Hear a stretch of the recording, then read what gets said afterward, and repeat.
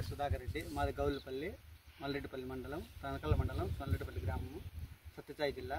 జనజాగృతి వారి సహాయంతో మేము కూరగాయలు పండించుకోవడం జరిగింది. ఇక్కడ వంకాయలు, మిరపకాయలు, అలసంద, బెండకాయలు, బీరకాయలు మొత్తం వాళ్ళు ఇచ్చినటువంటి ఒక 20 రకాల దాకా కూరగాయలు అన్నీ ఇచ్చారు.